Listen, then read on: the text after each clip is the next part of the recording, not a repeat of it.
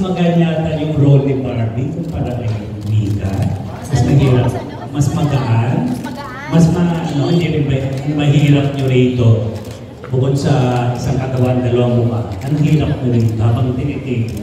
Kasi magkaibang klase ng hirap ni June. Kasi yung sa akin, since katawan ko lang ang nag-work, lahat ng gusto niyang gawin sa katawan ko, ako ang gumagawa. Yung gano'n. Lutusan ka. Sino naman nagpapasarap sa'yo? Si Jack? Hindi naman. Si Jack naman nagpapasarap sa'yo sa Maricel. Kung gusto niyo isulat yan, sige. Yes. Mika? Ayan, sa akin naman po, ang challenge dito ay lahat po kailangan kong gawin ng pabaliktad, pati po paglalakad, paatras po, at kailangan laging magbukang likod. Yung, eto po. Madali lang naman, kaya naman po, ano. Pero ayan po, yun yung challenge sa akin, yung physically demanding po ito para sa akin. Barbie, mas inspired ka ba mag-work ngayon dahil kasama mo na nag-work? Sobra. Nakakakarot ako sa set. Pero syempre mag-break. Syempre pag actor scene naman na. Minsan nga, feeling ko magkaaway kami kasi hindi kami nagpapansinan. Pero pag nasa standby area, okay na. Kailangan lang talaga may artista mode pag nasa set. Since Valentine's Day, tanay ko na lang sa day. May date ba kayo? Ano plano niyo? Surprise po sa inyo. Surprise muna. So Jack, how are you now? Paganda ng career mo ngayon after Contessa. Ito naman, tapos kasama mo pa yung Love of Your Life. Very thankful po sa trust and opportunity na binibigay po sa akin. Yes, Jack. This po, very thankful po sa trust and opportunity na binibigay po sa akin.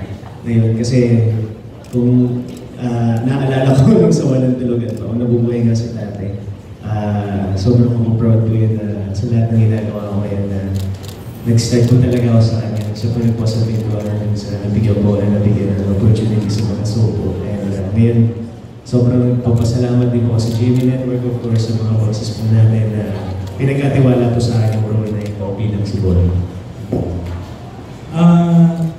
Jack, na si Barbie, sabi niya nga kanya makasama sa tent kasi hindi mo raw siya pinapatulog. Sino ba mas madaldal sa inyong dalawa? Si Barbie ba o si Jack? Si Mika na. Madaldal talaga. Hindi po kasi ako natutulog sa set. Hindi ka siya po lagi mas tulog kasi kailangan naman po kasi nga po nakakapagod po yung ginagawa nila.